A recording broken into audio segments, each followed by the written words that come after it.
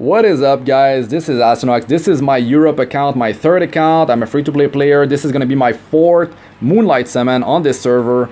It's been 20 days now. I've been playing between 14 to 18 hours per day. Yeah, it's crazy.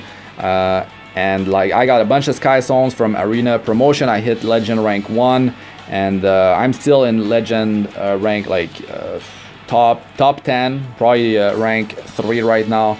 Anyways, it's going really well. I got 5-6 stars. My defense win rate has gone down from 50%, but still going really good.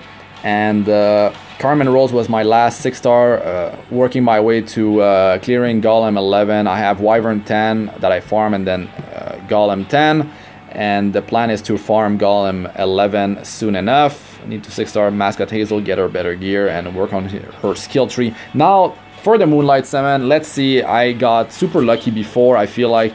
I mean, Chaos Axe, Church of Arios Axe was my first one. Then I got him again on my second one, and my third one was Auxiliary Lots.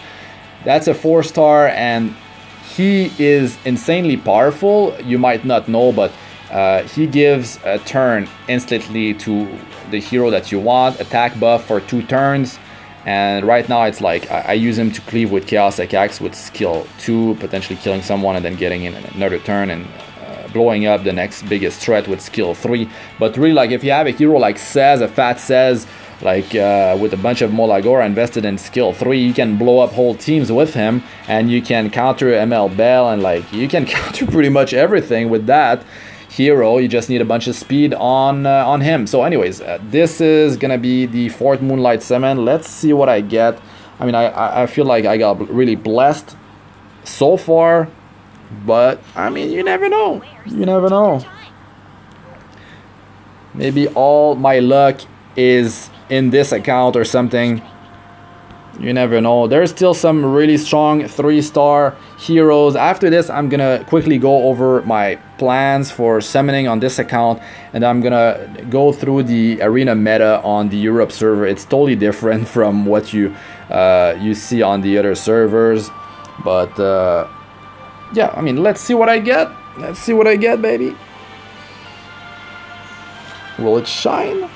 Oh my god, 4-star hero.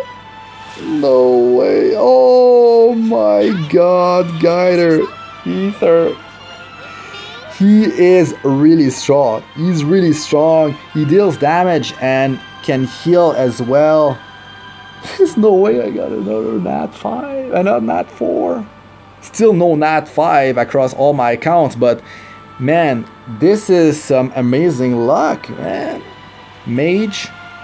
Alright, so the skills: decrease speed for 2 turns. This goes up to 50% chance, like the debuffs on skill 1 for 2 turns.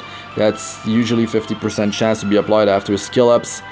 And this grants a barrier for 2 turns on himself, and it's proportional to the caster's attack. So I mean, you build him with you build him offensively, and yeah, I mean, from what I know, he can deal a ton of damage. And then this thing, I don't know the multipliers. It must be really high. It must be really high. And this thing deals a huge amount of damage and then heal all allies before granting continuous healing for 2 turns. Amount recovered increase proportional to the damage dealt. That's huge, because the more damage you deal, the more healing you will do. And this is only on a 4-turn cooldown. 10 souls for the soul burn.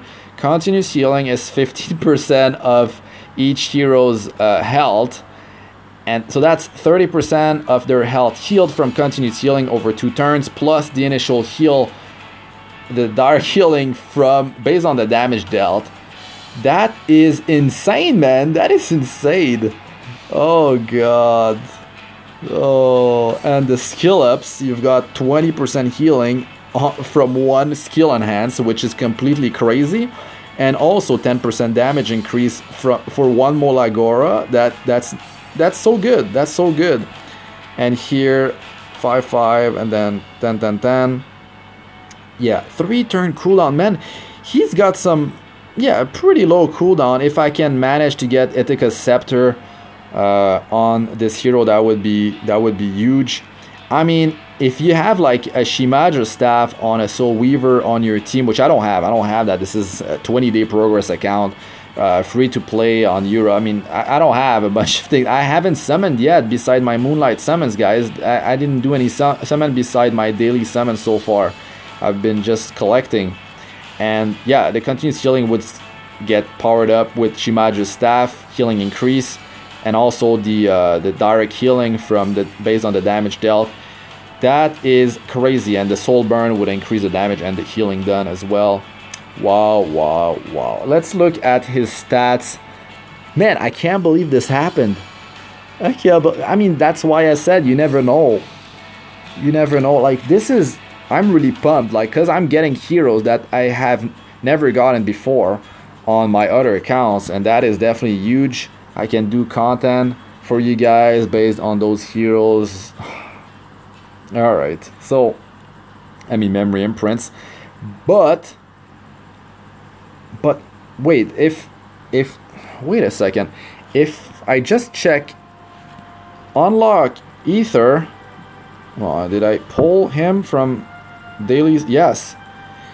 If I unlock him, right, can I feed normal Ether into... Because that's nuts. That is nuts, guys, if it works. I think it works. That's usually how it works. Oh my god, it works. That's so good. So, god, 8.4% health increase for the other heroes on the group. That's nuts. And it's super easy to skill up. I mean, it's not super easy, but I'll eventually get it triple S. That is huge. That is huge. Okay, so the stats. Oh my. I don't think he's that tanky though. I mean, he's gonna be built offensively. And I got some top tier heroes though, like Church of Irios Axe, which is Chaos Tech Axe after specialty change, plus auxiliary lots, and then Guider Ether. That is some really like powerful heroes right there. 23% crit chance. The defense is like most mages, it's higher than health. The health is on the lower side, but it's not like Carmen Rose low, so that's good. Speed is pretty decent. Yeah, but that attack is really fat though. That's some great attack right there. And from the Awakening, this gives continuous healing. Oh my god. I don't know how much healing he can actually deal. I mean, it's based on how much damage he's dealing. So if I apply defense down on the target, if I have attack buff on him, all that stuff is increasing the damage dealt, and that is gonna heal the team for more. I really want to check those multipliers after this video. I'm really curious about that, and that's cool because I can get those easily, and I already have 10. Now that, on the other hand, yeah, they will need to be farmed. Wow, man, like heroes that are actually worth 6-starring. That for a change though. Man, on my main account, I've got some really crappy Moonlight summons, and yeah, my luck definitely turned around on this account. Wow, oh wow, okay. Sorry guys, I dragged this on for longer than I thought, but I mean, I'm really happy about what just happened though. So the plans for the Mystic summoning pool is that I'm saving my Mystic summons for this rotation. Tamarine and Idol's Cheer, those are two amazing picks, and of course the Dream Fallen Cecilia, and I would be really happy. Crescent Moon Rin, super strong, mostly on offense though, but very strong nevertheless. Now the 4-star, the other lineup, like 3-star artifact and heroes and 4-star artifact and heroes, nothing that I really want out of this. Of course, like some Daydream Joker, that would be cool. And like there's some of these heroes are part of Connection, you can get them for free. But I mean, Moonlight Dreamblade might need that later down the line. The thing is, I can use, I guess, Sarah Wren on Guider Ether, to start off.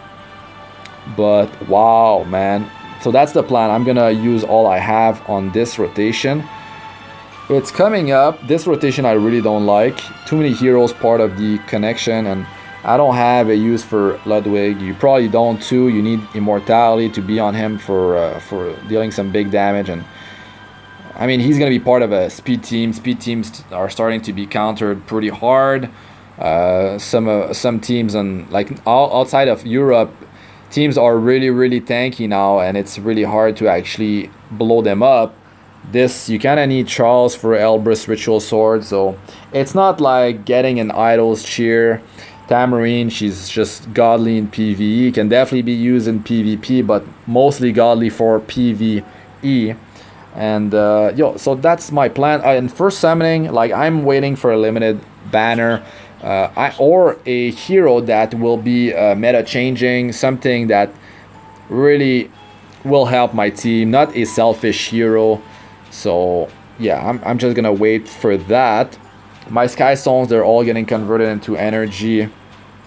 And now moving on to Arena, players are starting to build some tankier setups. That was my plan all along, like from the get-go with Ken and Akatis. I mean, Akatis, you don't see her in outside of Europe, you don't see her used in top 100 really.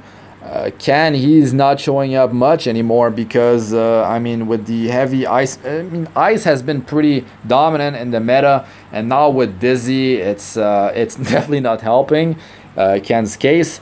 But you see Cecilia sometimes, but I'm kind of comparing what I've been seeing in global, because when I do Moonlight summons in global, I check the top 100 and I give my thoughts on that. But it's mostly cleaving, guys. It's mostly speed teams. You've got a few ML Bell, the Chaerons, but there's not a lot of turn 2 teams, really. Like teams that can really tank damage and survive and start to disrupt your team and pick your heroes one by one. There's not a lot of those teams. So yeah, it's a lot of speed cleave, and Vildred is very dominant in here. So when I went with Akatis and Ken, I knew that, and that was my plan. And also I was like, that's cool, because most players are going for Vildred, or they will be going for heroes to do Wyvern 11 ASAP. So yeah, Sez can be used there for Wyvern 11, but I mean he's not a, I would say that he's not a top tier hero for, I mean he doesn't bring attack down debuff or defense down debuff like Karen. I mean you could use Tywin for tanking. The thing is, Angelica is just godly for tank and heal, or I mean if you could have a knight in the front like Tywin and then Angelica healing in the back, but this is a pretty hard to get selective summon. I mean, it's kind of Kanakatis, like that's a 5-star and a 4-star, but still, yeah, you can get Alexa, you can get 3-star Tarnar Guard for your Wyvern 11 team, but it's mostly Vildred, and there's the Sez for Wyvern. They started with that. Let's see Cecilia here. A lot of cleaving, like they are relying on attack buff, or they are relying on defense down with Luruka or Bellona. So that's what's up. There's a lot of Clarissa too cleaving, but it's not like the other servers, man. The other servers, there's so many Moonlight heroes, it's pretty ridiculous. It's pretty ridiculous. Like the Crimson Armin, she is in almost all teams. Ruel of Light, man, is so dominant in the top teams, and I mean that's a natural 5-star Moonlight hero. That's so hard to obtain, a hero like that, and she is definitely top tier in there. And you've got your ML Araminta. Dizzy is in so many teams. Some players, they just don't care, they're just swapping their defense.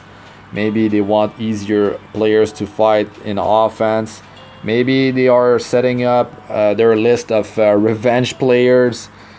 I'm not quite sure, but maybe they just want a job. They got to the ranking they wanted. Maybe they got Legend 1, and they just want to tank their rating so they can have an easier time.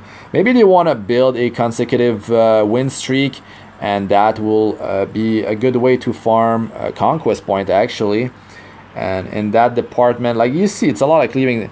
Celestial Mercedes, I mean, amazing cleaver, but that's a Moonlight hero. That's really hard to get her. So mostly cleaving. So if you can survive turn 1 on Europe, you're definitely doing good, because you can just pick them off one by one. And even the ML Bells, man, they're not like synced up with the group. Like some of them are faster, so they're going, and then their cleavers are going. So it's kind of like they're breaking the sleep. But then ML Bell, if they survive, he's coming back with some sleep with skill 1 if he gets lucky, or like he's going back with that skill 2 again, that team-wide debuff buff removal plus sleep, which is really annoying. And he's cycling through his stuff quite fast. And I mean, if you do have Epic7 too, the things are starting to be pretty ridiculous in terms of like outspeeding these teams with one hero. Let's say like I don't know, let's say I want to put all my speed on Cecilia and I want to outspeed these players. Well, they are relying quite heavily on speed, memory, imprint, so it's too hard to like beat them. Some of them are just chain farming hunts and venture, like they're putting as much time as me, because I see these players all the time. When I'm grinding adventure, they are showing up as players that I can use for 5 friendship points. Like some I have in my friend list, some I don't, but they are same account level as me. Like they are around 63, some 64, some like probably 65, like if they're chain playing like non-stop. But anyways, that is pretty much it for this video, guys. Man, I'm super pumped about their Ether. That is an amazing pick. Never got him before, and I can definitely make him work in my team. So really cool. Not sure how much morale I will get when I camp in Labyrinth and Raid, but I'll find out later on. And I'm definitely 6-starring him, but yeah, I'm gonna do Mascot Hazel first, but he's gonna be the 7th 6-star that I'm gonna do, because I feel that's best plan I can have, I guess. But yeah, thanks for watching. I'm Astranox. Like, comment, subscribe for more. Press the bell icon for like to be notified whenever I release a new video. And check out my other videos. They should be showing up on the screen now. Playlists of all sorts: Arena, Guild Wars, guides, tips, and how-tos, and Abyss Floor 62+. So check those out if you haven't. And Europe progression guide with tips, 50+ tips playlists under my channel and playlist. And yeah, like reroll guide in there, plus 4 tip videos and a lot of information. Early game, yes, but a lot of tips can be used for mid and late game. So check those out if you haven't, guys. That's it for this one. Good luck with all you do in the game. Peace out for now.